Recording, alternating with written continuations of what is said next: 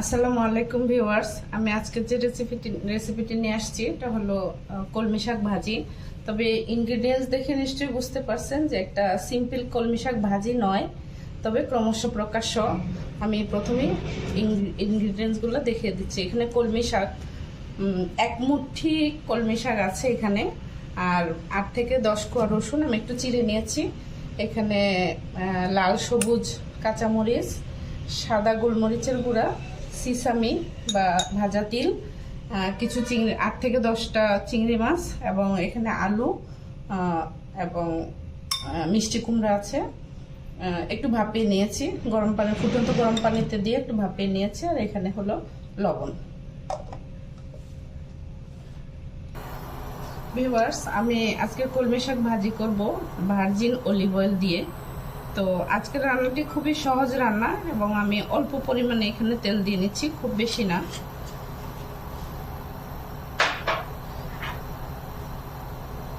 তারপর আমি দিয়ে নিচ্ছি রসুন। রসুনগুলা একটু লাল লাল হয়ে আসলে তারপর আমি বাকি ইনগ্রেডিয়েন্টসগুলো আস্তে আস্তে দিতে থাকবো। কলমি শাক ভাজি খুবই সহজ রান্না।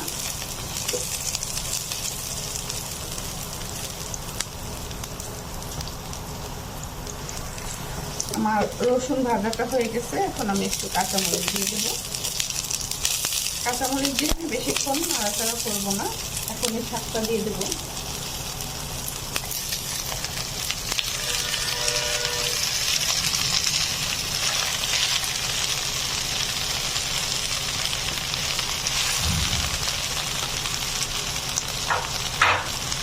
শাকটা খুবই অল্প সময় রান্না হবে, খুব বেশি সময় ধরে শাকটা আমি রান্না করব না, কারণ এটা অনেক বেশি সিদ্ধ হবে না, একটু কাঁচা কাঁচা থাকবে শাকটা।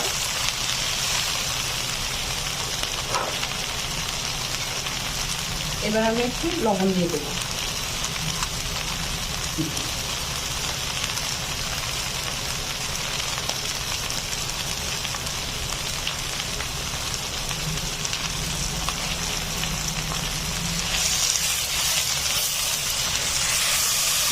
আমার শাক প্রায় হয়ে আসছে।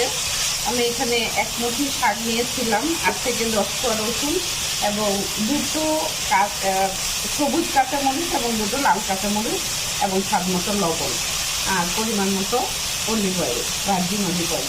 এখন আমার শাকটা হয়ে আসছে, পরবর্তী ধাপগুলো আমি দেখিয়ে দিচ্ছি আপনাদেরকে। আমি এখন আলুগুলো ভেজে নেব।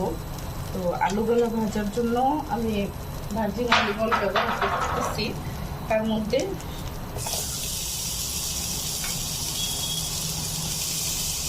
আলু ভাজার জন্য আমি সামান্য একটু লবণ দেব আর একটু সাদা গোলমরিচের গুঁড়ো দেব। এই যে একটু সাদা গোলমরিচের গুঁড়ো, আর কিছু দেব না। এখন আমি আলুগুলো একটু ভেজে, আমার আলু ভাজাটা হয়ে গেছে। এখানে একটা আলু নিয়েছিলাম আমি, আর সামান্য কয়েকটা মিষ্টি কুমড়ার টুকরো। এই যে আমার মিষ্টি কুমড়ার টুকরো এবং আলু ভাজাটাও হয়ে গেছে।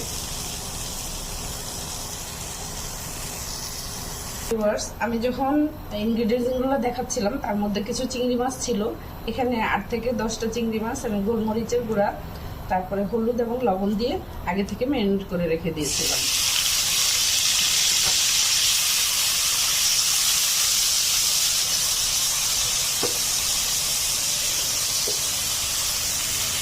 চিংড়ি মাছটাও হয়ে গেছে, এখন আমি চিংড়ি মাছটাও উঠিয়ে নেব।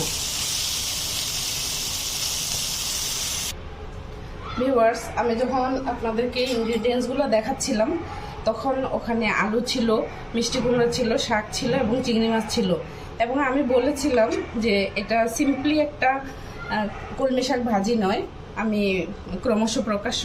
এখন আমি বলে দিচ্ছি, এখানে ভেজিটেবল, আমিষ এবং শ্বেতসার আছে। তো আমি যখন শাকটা ভাজি করলাম, আমরা নর্মালি যখন ভাত দিয়ে শাক খাই 80% ভাত থাকে এবং 20% শাক থাকে, ভেজিটেবল থাকে।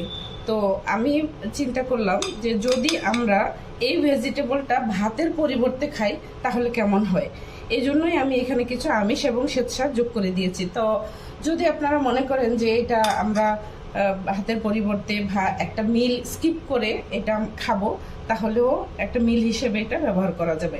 সেজন্য আমি আজকে ভেজিটেবলের সাথে বা শাকের কলমি শাক ভাজির সাথে আমি কিছু আমিষ এবং স্বেচ্ছা যোগ করে দিলাম। এখন আমি একটু বাড়তি স্বাদের জন্য কিছু সিসামি যোগ করে দিচ্ছি, ভাজা তিল। এটা হলো ভাজা তিল। তো আশা করি আমার আজকের কলমি শাক ভাজি বা এই মিলটা আপনাদের পছন্দ হবে এবং আমরা ইচ্ছা করলে ভাতের পরিবর্তে এটা যে কোনো মিলে ব্যবহার করতে পারবো।